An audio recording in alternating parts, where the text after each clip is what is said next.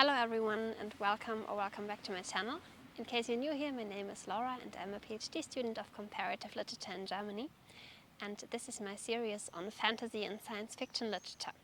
And today I want to talk about a very, very interesting text, the True Histories of Lucian of Samosata, which can be considered as the first science fiction work ever to be written in 200 AD. And I firstly want to introduce you a little bit to who is Lucian as a writer, and then I will talk about the plot of the story and tell you what is most hilarious and interesting about it, and also some allusions that Lucian makes to other writers and historiographers and philosophers as well. And afterwards I will talk about two questions. One is, in which kinds of ways does Lucian make satire, and also in which ways can this work actually be regarded as the first work of science fiction literature ever to be written. And in the end I will also tell you which kinds of works, or famous works especially, did Lucian's writing inspire, and also tell you what kinds of works I will cover in the series in the future. So stay tuned for that, please. So first, a few words about Lucian of Samosata.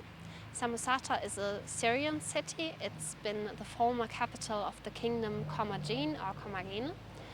And he's, as I said, a Syrian writer, but he's writing in ancient Greek. And he's known for his writings, especially for his parody and satire, but he's also a rhetorician and a pamphleteer, so he's been writing lots of works. Most of them are rather short, and the True History or True Stories is his most famous work. In Latin the title is Vere Historiae, and in the ancient Greek original title it is called Alete Diegemata, but it's mostly referred to as the True Histories and also as the Vere Historiae. We don't know much about Lucian's life other than from his own writings, but as per usual, this is not as reliable as other writers. So he claims that he's been living from around 125 AD to a little after 180 AD. And the True Histories obviously must have been written in around that time, sometime in the 2nd century AD, but we don't know from when exactly. So as it's the same as we've had it with Ovid's Metamorphoses, so we don't know much about Lucian's life, and I think that's also not the most interesting thing to talk about, but rather the story and the plot of the True Histories, which I will cover in a second. So Lucian starts his prologue of the story with some words where he says that he is annoyed that all the historiographers, historians, all of them claim their stories to be true. Also the travel writers, they all claim that everything they are telling you is the truth. But most of it actually isn't, or we don't really know about that.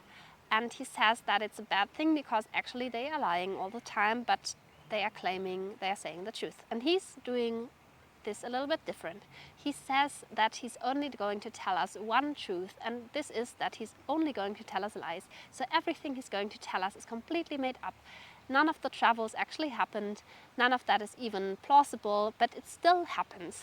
So I think that's quite interesting because he makes such a twist on this approach that usually historiographers would choose to just say, this is what happened and this is so interesting, these are the creatures that are living at this part of the world, this is what has been going on. And he says, well, it's not plausible that any of this has happened, but it's a nice story to tell, so I will just tell you.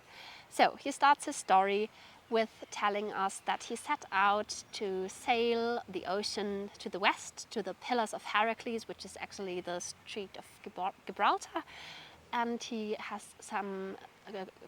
gathered a group of men, his crew. They are all volunteers, and all of them want to set out to the west and discover more what is to be seen around there.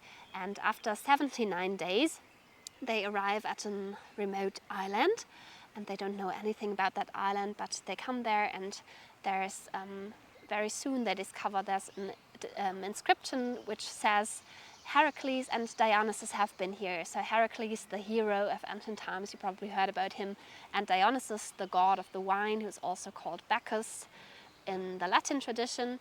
And this is quite nice because you already have these allusions and also a mockery of Dionysus especially, and also of Heracles throughout this whole episode. So it's like the first important episode in it. And then you've got the mentioning of a river through which wine is flowing instead of water.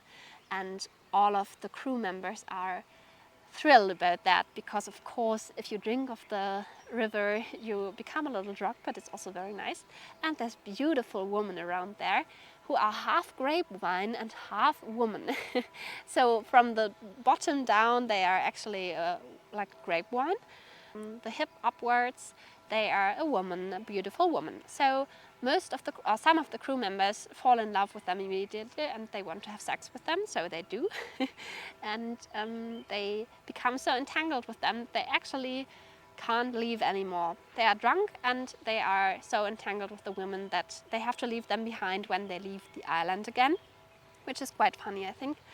And then they come to what I think is actually the most, it's not easy to tell because there's so many different scenes actually, but the next part is actually a very funny part because they are taken upwards to the sky through a very big storm. They are sailing on the ocean, and then the storm comes and just lifts them and swifts them in the air, and they are coming to a place, and they assume that it's somewhere on Earth, but actually they discover that this is not the case. They are taken hostage by some guys riding on huge vultures and they don't know what's happening to them, but very soon they come to the king of the place they were brought, and the place is actually the moon, and the king is called Endymion. Endymion is also a human who also happens to speak ancient Greek, which is quite convenient because this way they can talk to each other. And Endymion is thrilled to see them. He says, oh, he's so happy there's other human beings and he can talk to them, and he's just got some company because he tells them himself that he got there on the moon through his sleep. He was just sleeping and then he was somehow transported to the moon, and ever since he's been living there, and he's also becoming a king of the moon. And Endymion is also an allusion to this mythical figure. He's usually the lover of Selene, who is the goddess of the moon. So this is also quite interesting. And he tells them what his plans are. So he's planning a war against Phaeton, who is usually the son or the nephew of Helios, who is the god of the sun. So in this version of this story, Phaeton is the king of the sun himself, and Endymion planned to colonize Venus, or Lucifer in this story, a planet where he wanted to send all of his poor people living on the moon because he just thought it's a good idea. But Phaeton was actually a little jealous of that idea, so he took his armies and fought against the moon army, and as the sun people were more, they outnumbered the moon army and they also defeated them. So this time he wants to seek revenge, and so Endymion asks the crew members of Lucian whether they can just join his army, and they fight against the sun again. And this is also very funny because the way that the people are described is quite nice. So on the moon side, you've got these people on the vultures, but they are not just vultures, they are actually horse vultures, or also called salad wings, because they are described as giant birds with various herbs and feathers of lettuce. So they are actually adorned with lettuce and cabbage, which is a quite interesting idea. If you imagine just a vulture adorned with cabbage. The army also contains millet throwers and garlic men.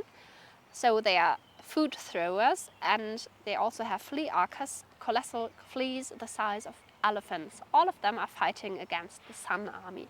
And then on the other side of the sun, you also have hybrid beings who ride the horse ants and the sky gnats.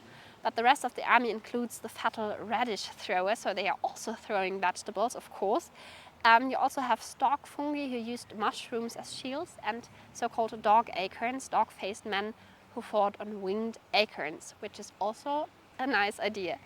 So ultimately the army of the sun is victorious over that of the moon, so they are defeated again. And after the war, Lucian and his crew members actually decide they want to return to Earth, although Endymion really tries to convince them to stay there. He even offers Lucian his son's hand in marriage, because there's one interesting thing you have to know about the moon people. There's no women living on the moon. The concept of a woman doesn't exist. It simply doesn't exist. So there's just men, and for pragmatic reasons, the men are considered the wife until the end of 25, and after that they are considered the husband if people get married, and they grow their children in their calves, so the babies are born from the legs of the people, and they are also coming alive only when they breathe air for the first time, so before they're actually dead inside the body of their parents, which is quite a weird idea, but well, that's just what Lucian wrote here. But as I said, Lucian and his crew members decide that they actually want to leave the moon and they want to return to Earth. There's one more interesting episode on the moon that I wanted to tell you about, which is a kind of a well through which a mirror goes. So Lucian looks inside and he can see what's going on Earth, and he can also see his family, his house, his city, just see what's going on, and he wonders whether they can see him too, but he doesn't know about that.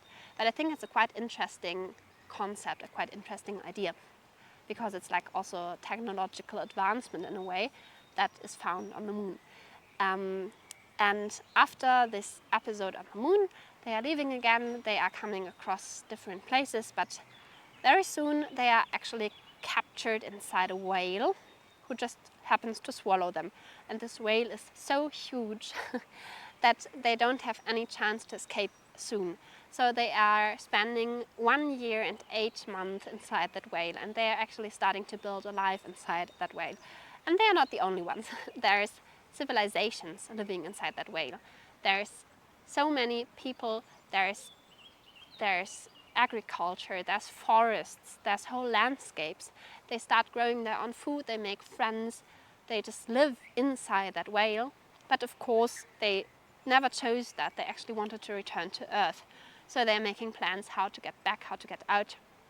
And what they're doing is that they come up with the idea that they will just set fire to this huge forest growing inside the whale, because this way the whale will probably die sooner or later, so they might have a chance to escape. And actually this plan does work out to a certain point. So I think after 5 or 6 days the whale starts becoming very sick, and they see all these results from their work. But they also fear that they can never escape the whale, because if the whale never opens his mouth again, they will be stuck inside and they will die with the whale eventually. But they happen to manage, once the whale opens his mouth again for a very last time, just to keep this mouth open and to get out with their ship and escape, and they are more than happy. After that, they also encounter different beings, different places. One of the most interesting scenes is when they get to a so-called sea of milk. So before we had this river of wine, and now we have a sea of milk. And in there's an island that completely consists of cheese, so they can also live from that, because they can just eat the cheese, but it's also the ground they're walking on. Quite a nice idea. And now I'm coming to the final episode of the story, which is the visit to the Island of the Blessed. The Island of the Blessed is like paradise. It's the most beautiful place you can imagine, and also the place where all the dead people, that like the good dead people, the morally good ones, tend to live. So you've got cities of gold, you've got rivers of oil, you've got emerald, you've got all the beautiful things you can imagine. So it's really a very beautiful place. You don't have to worry about anything there. And they are very happy that they can just stay there, but they are told that they are only allowed to stay for around 2 months, as they are still living, so they might return one day when they are dead, but for now they are allowed to stay for 2 months and then they have to return to Earth, which is quite okay, and they make the best of the time that they have there. So one very interesting episode is when they tell where Plato lives, because Plato doesn't reside on the island of the blessed, but rather on his own republic, which is his own ideal state, his own idea of an ideal island, and this is where he lives. So this is a very nice idea. And then they are also meeting Homer, and uses this opportunity to ask Homer all the burning questions that he has and that all people ever had. So he wants to know, is Homer blind? When did Homer actually write the Odyssey? Did he write it before the Iliad or after? What else did he write? What is about the question whether he wrote this all on his own or not? So there's so many myths about Homer and questions that are still bothering scholars until nowadays. And some of these questions have already been answered in the 2nd century, and many people don't know about that. So I think if you're interested in that, you should definitely check out the True Histories. I think that's a quite funny episode. They are meeting all the people, so actually everyone is living there. Also Socrates is living there, and I think Aristotle, and everyone except, for example, Herodotus. They will meet them later. And they are also meeting Odysseus, who also gives Lucian a letter to take to Calypso. And if you've seen my video on the Odyssey, I talked about his stay at Calypso. Calypso is a woman who Tim on her island for 10 years. They've been lovers, but after some time he actually wanted to get back home. All the Odyssey is about his desire to get back home to Ithaca, to Penelope, to his wife. But in this version, like this story of Lucian, Odysseus gives Lucian this letter for Calypso and says, please, if you visit Ogygia, the island where Calypso lives, could you please give her this letter, because it's very important to me. And of course Lucian says, sure, we'll do that. And they actually have to leave a little earlier than these 2 months that they were allowed, because someone attempts to escape from the island of the blessed with Helen, the beautiful woman of Menelaus, which is also the episode which originally caused the Trojan War. So we've got another allusion to Homer. As they do not know who caused this trouble, they don't want any more trouble, so they send them away.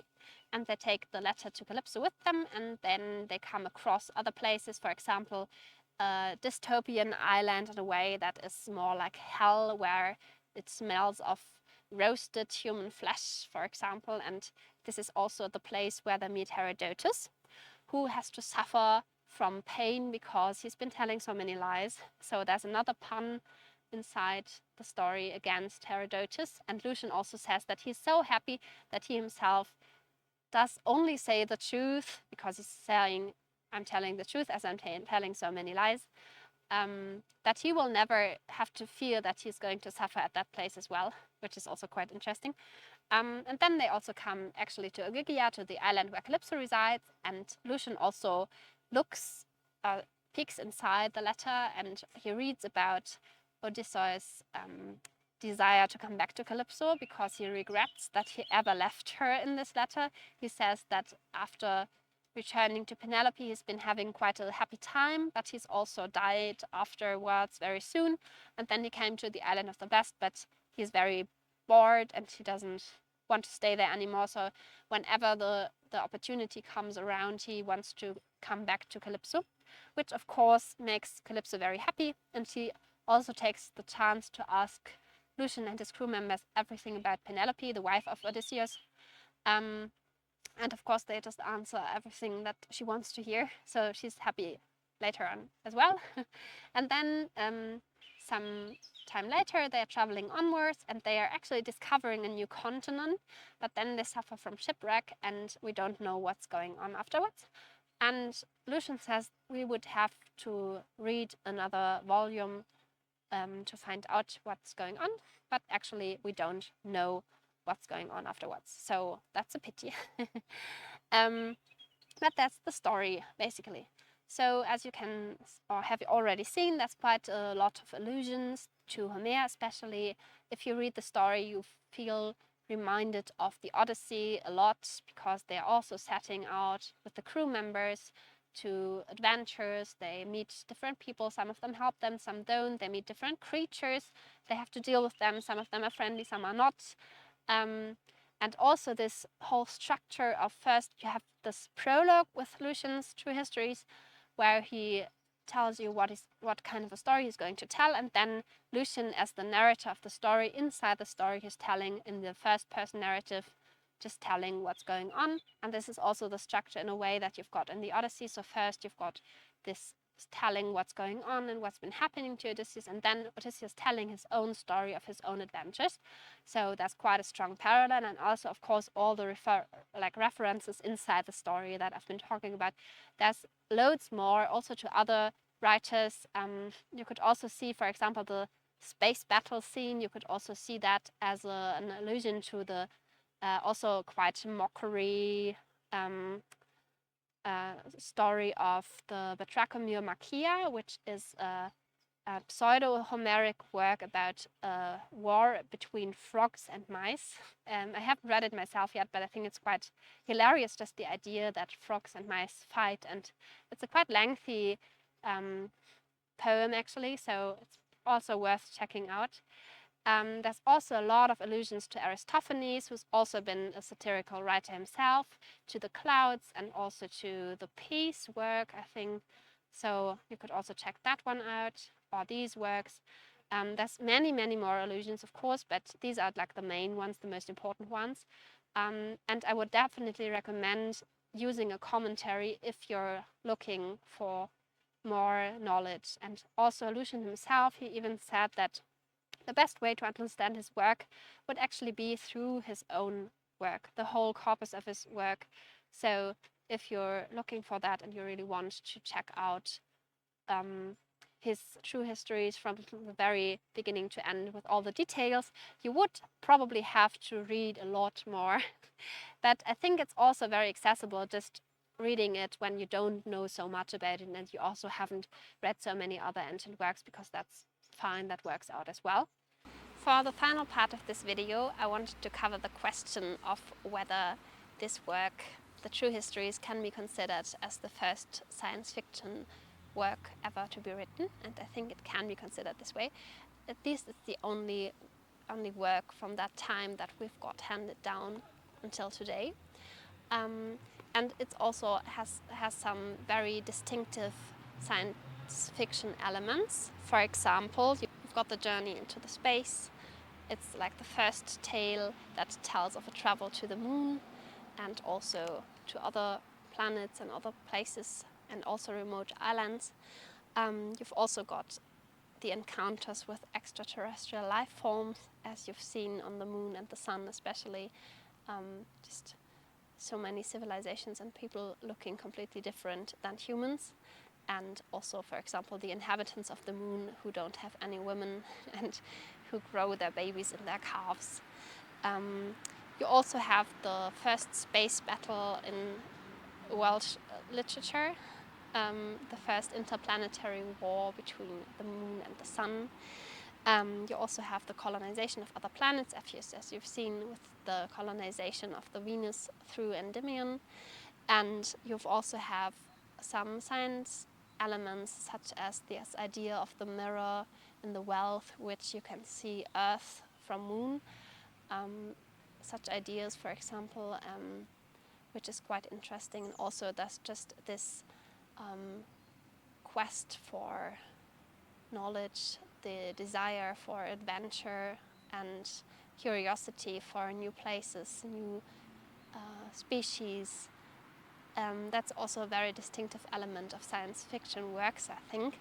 And also the thing that usually science fiction works criticize elements, for example, of society, of culture, and they make this through a depiction in a different setting especially, and that's also what Lucian does here. So he's taking some aspects that are known in ancient Greek culture and aspects such as the way how people deal with sex and religion and love and war and peace, such aspects, and he discovers and rediscovers all these aspects from a different setting, and this way he offers a different perspective, because if the crew members are suddenly on a remote island or in the universe somewhere and people are behaving completely different and they are also meeting all these different creatures, they also have to question themselves and their own behavior a little bit differently, and that's what Lucian does here very well, I think.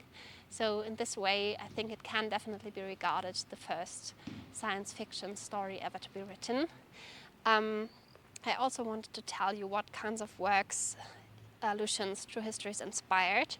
Of course, it's inspired many, many works, as it's been so old. So there's been around 1,800 years of world literature written after Lucian's work.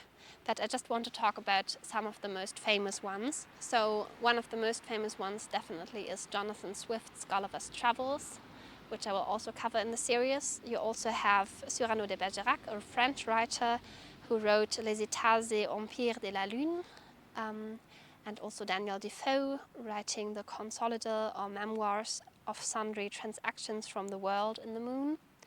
You also have Edgar Allan Poe. I didn't really know about that. He wrote The Unparalleled Adventure of One Hans Pfahl. We also have Microméga by Voltaire, and he's been covering also the anthropology and biology of alien creatures in that work. You also have echoes of Lucian's lunar trip in Jules Verne, The Voyage Extraordinaire, which include De la Terre et de la Lune from 1865. So the works mostly range, like these famous works that I've been talking about, range from the 17th to the late 19th century, but there's also many more. But these are the ones that I also plan to cover in this series, so if you're interested in that, please stay tuned. And this is also my invitation to watch the other videos of my series. I've also been covering the Epic of Gilgamesh, the Odyssey, as I said before. I've also had a video on the Indian national epic Ramayana, and also on Ovid's Metamorphoses, where you have so many interesting fantastical creatures and transformation stories. And now we've got the first sci-fi story, and there's more sci-fi to come in the future. But soon I will just delve into the medieval works such as Beowulf, the Edda, the Tale of the Nibelungen, and also Arthurian legends around King Arthur and the Round Table of the Knights, which will also be very interesting, I think. Thank you very much for watching the video. I hope you enjoyed it, and if you did, please consider subscribing to the channel, and also comment down below what you liked about the video or what kind of videos you would like to see in the future. And thank you, and bye bye.